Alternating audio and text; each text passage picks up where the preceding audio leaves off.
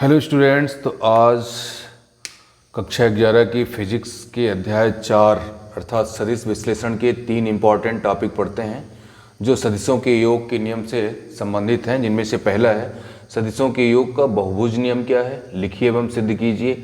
सदिशों के योग का क्रम विनिमय नियम क्या है, लिखिए एवं सिद्ध कीजिए। और सदिशों के योग का साहचर्य नियम क्या है, लिखिए एवं सिद्ध कीजिए। तो सबसे पहले हम आज देखते हैं सदिशों के योग का बहुभुज नियम। अगर हमारे पास 2 से अधिक सदिश दिए हुए हों तो उनका योग हम किस तरीके से जांच करते हैं। सपोज करिए एक वेक्टर इस तरीके से है, वेक्टर ए, एक सदिश ऐसा है, दूसरा सदिश इस तरीके से दे दिया गया है, यहाँ पे हम प्लस लगा देते हैं। दूसरा सदिश दे दिया गया है वेक्टर बी इस तरीके से, ये हो गया वेक्टर बी। तीसरा सदिश दिया गया है वो किस तरीके से है, उसकी डायरेक्शन ऐसी है, परिमाण लगभग समान है सबके लेकिन दिशाएं अलग अलग हैं। एक वेक्टर इस तरीके से दिया गया है और जो है चौथा सदिश जो दिया गया है वो इस तरीके से दिया गया है ऐसे। अब इन 4 सदिशों का हमको योग ज्ञात करना है।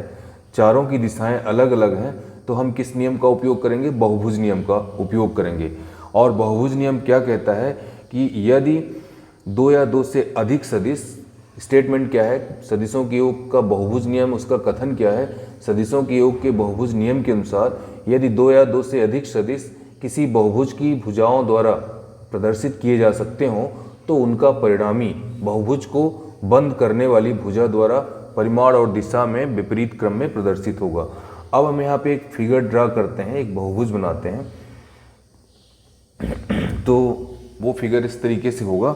यहाँ पे हमने सबसे पहले एक मूल बिंदु का चुनाव किया और मूल बिंदु से, मूल बिंदु O हो गया, मूल बिंदु के पैरेलल एक वेक्टर खींच दिया, वेक्टर A। मूल बिंदु से एक वेक्टर OP खींचा और OP कौन सा वेक्टर होगा, जो वेक्टर A के समांतर है। दूसरा वेक्टर कौन सा खींच लिया, एक दूसरा वेक्टर खींचा यहाँ पे वेक्टर B और उसका नाम क्या दे दिया, वेक्टर B हो गया, वे PQ वेक्टर हो गया। इसके बाद वेक्टर C के पैरेलल वेक्टर कौन सा खींचा, वेक्टर B के पैरेलल वेक्टर खींचा QR वेक्टर। वेक्टर C के पैरेलल कौन सा वेक्टर खींचा, QR वेक्टर। और वेक्टर D के पैरेलल कौन सा वेक्टर खींच दिया। यहाँ भुजाओं की लंबाई बड़ी और छोटी दिख रही है लेकिन इनके परिमाण लगभग बराबर हैं और अलग अलग परिमाण भी हो सकते हैं, कोई निश्चित नहीं कि इनका परिमाण बराबर ही हो। ये इस तरीके से हमारे पास 4 अलग अलग दिशा और परिमाण के सदिश दिए गए हैं। वेक्टर A के समांतर OP खींचा, वेक्टर B के समांतर PQ खींचा, वेक्टर C के समांतर QR खींचा और वेक्टर D के समांतर जो है RS खींचा। यहाँ पे वेक्टर D लिख दिया और यहाँ पे RS हो गया। अब यहाँ पे O को Q से मिला देते हैं तो एक त्रिभुज बन गया। इसी तरीके से O को R से मिला देते हैं तो एक दूसरा त्रिभुज बन गया और O को S से मिला दिए तो एक तीसरा त्रिभुज बन गया। तो त्रिभुज OPQ हो गया, त्रिभुज OQR हो गया और त्रिभुज ORS हो गया यहाँ पे। अब इस त्रिभुज में जब त्रिभुज नियम लागू करेंगे तो इसका जो परिणामी होगा वेक्टर A और प्लस वेक्टर B हो जाएगा। इसका परिणामी क्या हो जाएगा, vector A plus vector B और प्लस वेक्टर C हो जाएगा। और इसका क्या हो जाएगा, A plus B plus C plus D हो जाएगा और इसको हम रिजल्टेंट वेक्टर R से दर्शाएंगे। रिजल्टेंट वेक्टर R हो गया। तो अब इसका प्रमाण देते हैं। प्रमाण कैसे देंगे, इसको हम सिद्ध करके दिखाएंगे कि जो है बहुभुज नियम के द्वारा इन चारों सदिशों को नियमतः कैसे जोड़ा जाता है। तो माना vector A, vector B, vector C व वेक्टर D 4 सदिश हैं जिनका योग ज्ञात करना है। ये पहली लाइन हो गई प्रमाण की। माना vector A, vector B, vector C व वेक्टर D 4 सदिश हैं जिनका योग ज्ञात करना है। तो इसके लिए हमने क्या किया, सबसे पहले मूल बिंदु O का चुनाव किया। इसके लिए वेक्टर A, B, C व D के समांतर vector OP, vector PQ, vector QR व वेक्टर RS सदिश इस प्रकार से खींचा कि mod of vector A equal to mod of vector OP, mod of vector B equal to mod of vector PQ, mod of vector C equal to mod of vector QR तथा mod of vector D equal to mod of vector RS। यहाँ पे लिखा गया है लेकिन कोई जरूरी नहीं है कि इनका परिमाण जो है बराबर ही हो। हम इस तरीके से भी खींच रहे हैं कि इनका परिमाण समान है, दिशाएं भले भले अलग अलग हों इनकी। अब बहुभुज OPQRS को पूरा किया, OPQR और S को क्या कर दिया, पूरा किया यहाँ पर। तो ये इसका फिगर हो गया, ये इसका डायग्राम हो गया। अब हम चलते हैं मैथमेटिक्स कैलकुलेट करते हैं इसमें। अब इसमें चलते हैं, देखते हैं कि इसकी मैथमेटिक्स क्या है।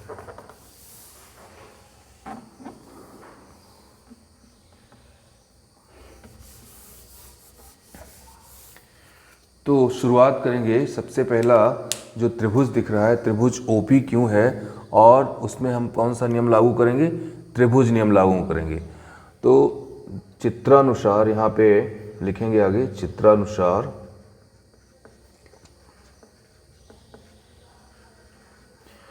त्रिभुज OPQ में त्रिभुज नियम से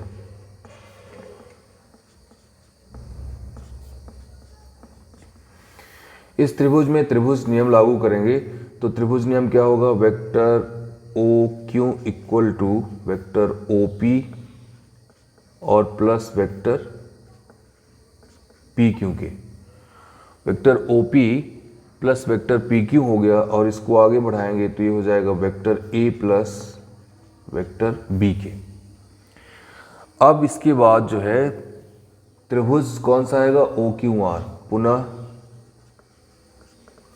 त्रिभुज OQR में त्रिभुज नियम से, तो OQR में जब त्रिभुज नियम लागू करेंगे तो वेक्टर OR इक्वल टू हो जाएगा, वेक्टर OR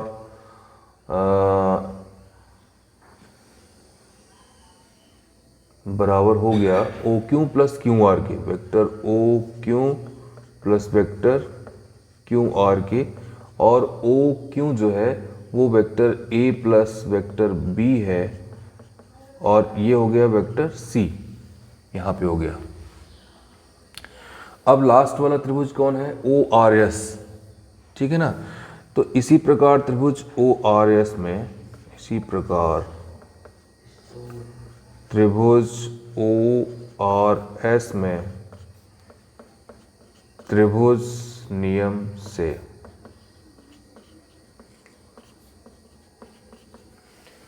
ठीक है ना। तो ORS में त्रिभुज नियम लागू करेंगे, तो ORS में त्रिभुज नियम लागू करेंगे जब, तो क्या होगा, OS vector OS equal to हो जाएगा वेक्टर OR और प्लस वेक्टर RS के।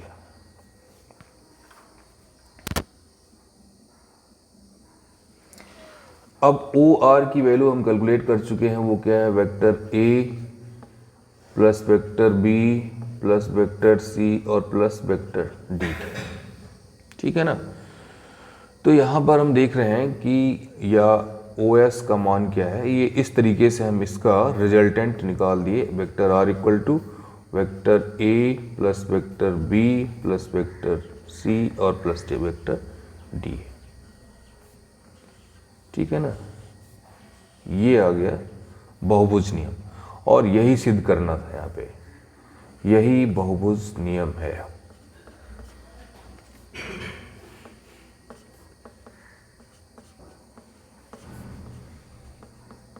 तो ये हो गया सदिशों के बहुभुज नियम का कथन और उसका प्रमाण हो गया।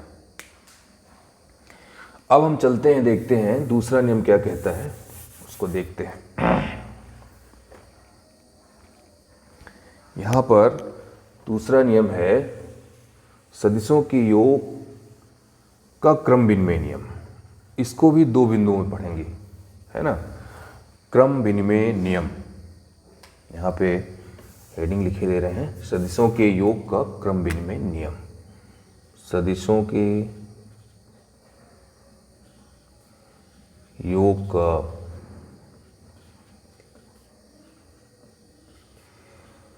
क्रम विनिमय नियम।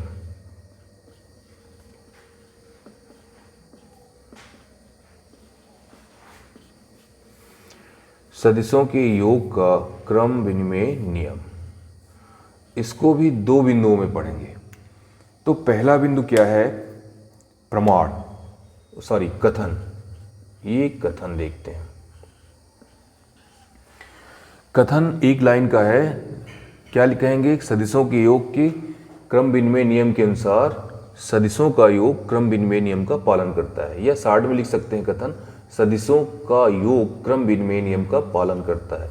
या ऐसा कह सकते हैं, इस नियम के अनुसार सदिशों का योग क्रम विनिमय नियम का पालन करता है। अर्थात स्टेटमेंट लिखने के बाद हम क्या लिखेंगे, अर्थात vector a plus vector b equal to होता है vector b plus vector a की। और यही हमको सिद्ध करके दिखाना भी है। तो कथन क्या हो गया, इस नियम के अनुसार सदिशों के का योग क्रम विनिमय नियम का पालन करता है, अर्थात vector a plus vector b equal to vector b plus vector a। अब चलते हैं इसका प्रमाण देखते हैं।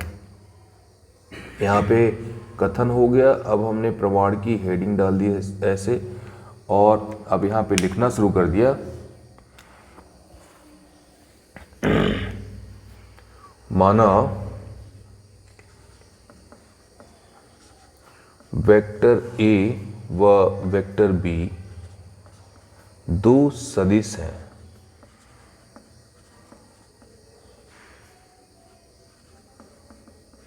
ठीक है ना, सबसे पहले हमने ये लिख लिया, दो सदिश यहां पे हैं। अब मूल बिंदु माना O कोई मूल बिंदु है,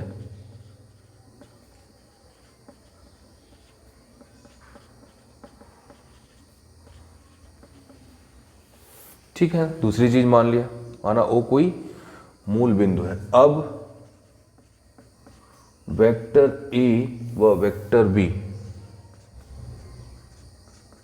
के समांतर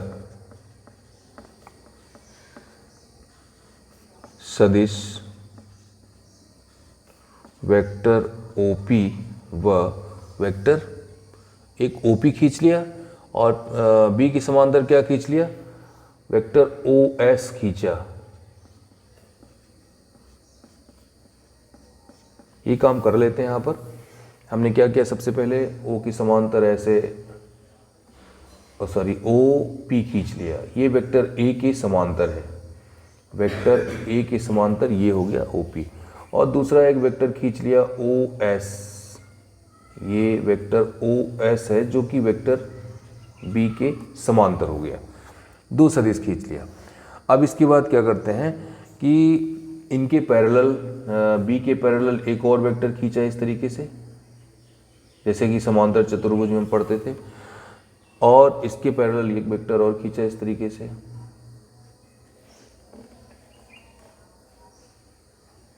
ऐसे खींच लिया। इसके विकर्ण को भी मिला दिया ऐसे, यानी कि क्रम विनिमय नियम को सिद्ध करने के लिए हमें सारा कार्य कर रहे हैं। ये रिजल्टेंट वेक्टर R हो जाएगा, ठीक है। तो इसके पैरेलल है तो इसको हमने वेक्टर A नाम दे दिया, इसके पैरेलल तो इसको वेक्टर A नाम दे दिया, इस तरीके से।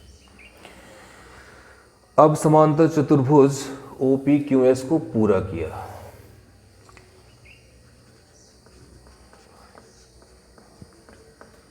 समांतर चतुर्भुज OPQS को पूरा किया।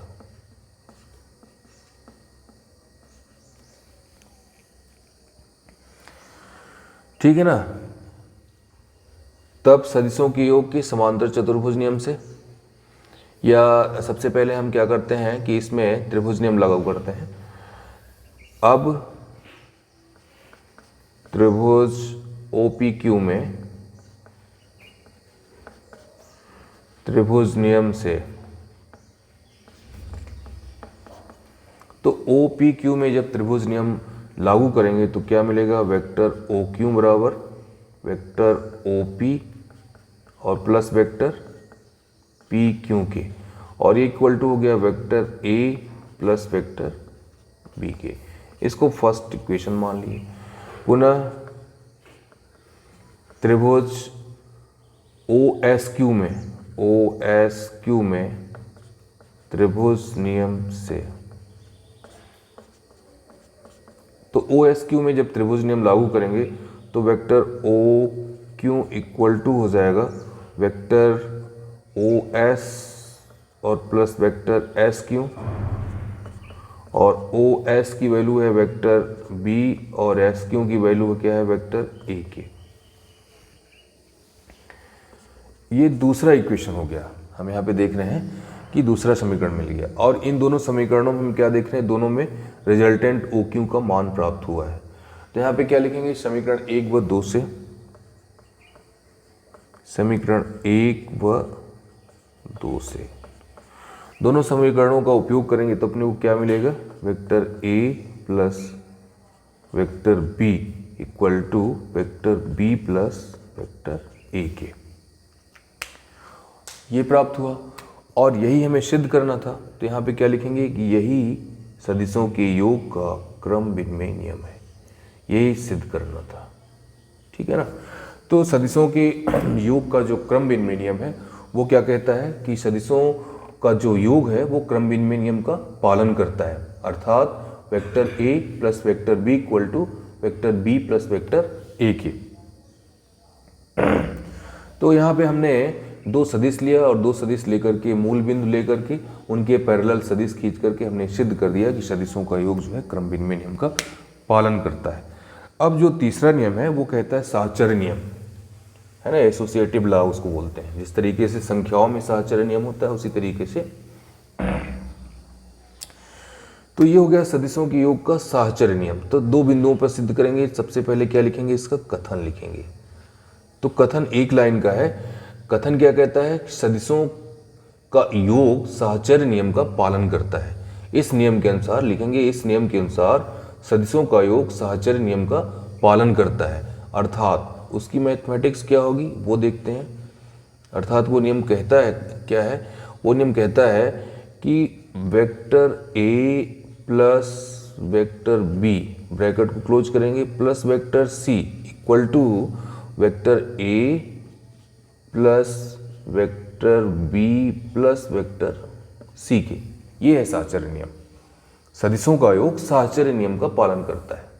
वेक्टर ए प्लस बी को पहले कोष्टक में बंद किए, सी को बाहर किए, यहाँ वेक्टर ए को बाहर कर दिए, बी प्लस सी को अंदर कर दिए। तो सदिशों का योग जो है साहचर्य नियम का पालन करता है। अब हम इसका प्रमाण देंगे, इसको सिद्ध करके देखेंगे, है ना। तो सिद्ध करने के लिए क्या करेंगे कि माना वेक्टर ए, वेक्टर बी व वेक्टर सी तीन दिए गए सदिश हैं। अब वेक्टर ए के समांतर क्या करेंगे, वेक्टर ओपी खींचेंगे। तो मतलब इसका फिगर जो है इस तरीके से होगा। फिगर हम फटाफट बना लेंगे कि कैसे इसको बनाना है, फिगर वो देख लेते हैं। एक वेक्टर लिया और उसके पैरेलल जो है वेक्टर ओपी इस तरीके से खींचा, वेक्टर ओपी। ये वेक्टर ए के समांतर एक सदिश लिया, वेक्टर ओपी इस तरीके से खींचा, और वेक्टर बी के समांतर पी क्यों ले लिया, इस तरीके से एक वेक्टर लिया और उसको वेक्टर बी के समांतर खींचा ऐसे। ये है दूसरे सदिश के समांतर, और इसको हमने मान लिया पी क्यू मान लिया। और एक सदिश वेक्टर सी है, उसके समांतर ले लिया, उसको इस तरीके से बना लिया वेक्टर सी, और इसको मान लिया क्यू एस, और फिर यहां पर एक और खींच दिया, इसको मिला दिया कुल मिला के यहां पर ऐसे। इसका एक विकर्ण इधर होगा, इधर जाएगा, और दूसरा विकर्ण इधर जाएगा ऐसे। तो vector A, vector B, vector C, यहाँ पे जो है परिणामी वेक्टर होगा, यहाँ पे परिणामी वेक्टर आर होगा। अगर यहाँ पे त्रिभुज नियम लागू करते हैं तो इस त्रिभुज के लिए वेक्टर ए प्लस बी होगा, वेक्टर ए प्लस बी, इसका रिजल्टेंट इस त्रिभुज का रिजल्टेंट है, और इस त्रिभुज का रिजल्टेंट क्या हो जाएगा, इधर फिर इधर फिर इधर। तो इसका रिजल्टेंट क्या हो जाएगा, वेक्टर बी प्लस सी। मूल बिंदु से इधर गए और मूल बिंदु से इधर गए और इधर गए,